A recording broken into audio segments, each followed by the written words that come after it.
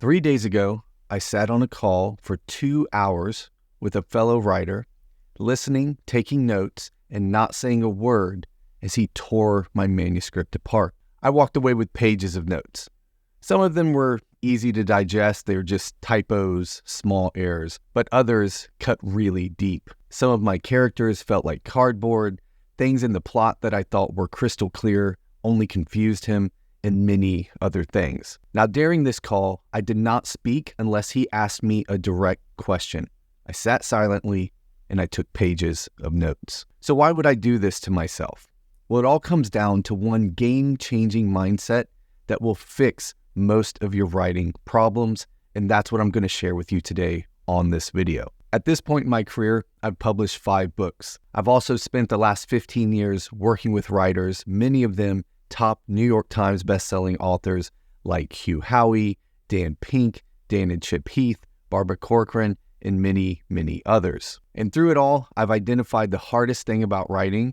And of course, this is the most important thing that you have to change about your writing. This one shift in your mindset will fix the majority of your writing problems, and I can't wait to share it with you. My name is Tim Grahl. I'm the CEO and publisher at StoryGrid, and I've been working with writers for 15 years. Everything in this training video and everything we do at StoryGrid is based on the research, writing, and editing of our co-founder and creator of StoryGrid, Sean Coyne. Often when we as writers talk about our work in progress, we talk about everything we want to put in the book. We talk about this great character idea we have, or a setting that we can't wait to write the story in, or a certain plot device we're going to be putting in, or some sort of idea that we want to get across to our reader. We also often think about what we're going to get out of writing the book, how we're going to grow our career, how we're going to get new readers, how it hopefully will go out into the world and change the way people think. And all of this is fine and normal. It's exactly what most writers do. But what happens when this remains the focus, when we're constantly thinking about what we want out of our writing and out of the books that we put out into the world? So let's change the context a little bit. Instead of talking about writing, we're going to talk about parenting. What's one of the worst mindsets a parent can have when it comes to interacting with their child? Now, I'm sure we all come from different backgrounds. We probably have all kinds of things that we could say about parenting and children and how we interact with them. But in this particular context, I would say it's when the parent is thinking more about themselves than their child, when they're considering more their wants, needs, and desires than they are their children. It's devastating when we see parents act like this, whether it's the father on the sidelines screaming at his child, trying to relive his own glory days, or whether it's a parent worried more about what their parents or their friends will think of them as a parent instead of what's going on with their child. This can show up in so many different ways, but it all comes down to this idea that the parent is thinking more about themselves and how they're seen and what they want than what the child wants, needs, and desires. This is a surefire way to screw up your child, right? To focus completely on yourself instead of on them. Now, of course, this is not a how-to parenting video. That's not why you're here. You're here to learn about writing, so let's shift that context back to writing. So what happens when, as authors and writers, we're thinking about what we want out of our book, how we want to put that cool character in, how we have this awesome, cool plot idea that we want to get in there, how we want to make sure the setting that we want for our book makes it into the book. And then what does it mean to us when people read the book, and what do they think of us? And what will it mean about me as an author if my book goes out into the world and doesn't sell very well? It's all about me, me, me. And just like in the parenting example, that's a surefire way to screw up your book, because the person we should be focused on is not us, but the reader. This is the hardest shift to make that will have the biggest impact on your writing. Instead of making everything about our wants, needs, and desires, we start thinking about our readers' wants,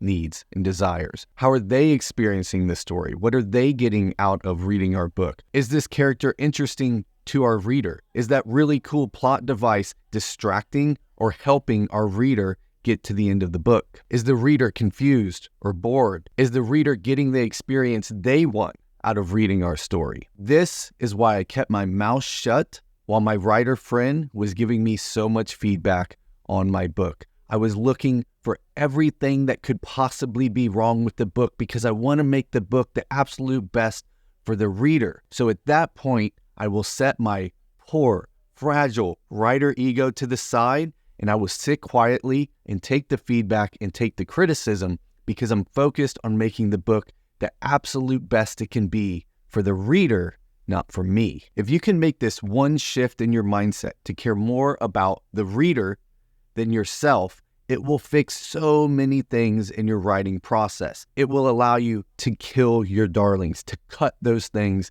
that need to be cut. It will force you to make the book more fun and compelling for your reader instead of dripping with your beautiful existential prose. It will allow you to seek out and accept brutal feedback on your writing instead of avoiding it to save your ego because you want it to be the best for your reader. So yes, we get a lot out of being a writer.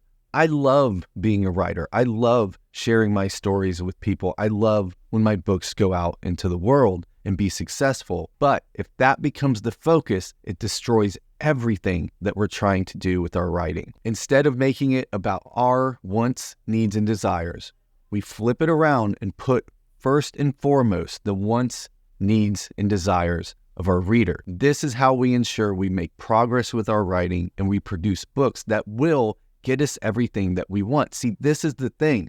If we focus on what we want, need, and desire, we'll never actually get it. If we focus on what the reader wants, needs, and desires, we'll get everything we could possibly want. So the big shift in mindset we need to make is take the spotlight off of us and what we want out of our writing and put it on the reader instead and focus on them. This is how we will create a book that matters and goes out into the world and makes a difference. Now, of course, once you make this shift in mindset, you still have to learn all the actual technical parts of writing and building your story into a book, which is why we keep creating videos here at StoryGrid. So make sure you like this video, subscribe to the channel, and hit that bell so you get notified of all the videos that we come out with on our channel. And of course, we have tons of great resources available at storygrid.com, articles, videos, trainings. Make sure you go there, check that out, sign up for the newsletter. That's the best way to stay in contact with us and keep up with everything we're doing. But of course, thanks as always for being a writer and being a part of our community here at StoryGrid, and I'll see you next time.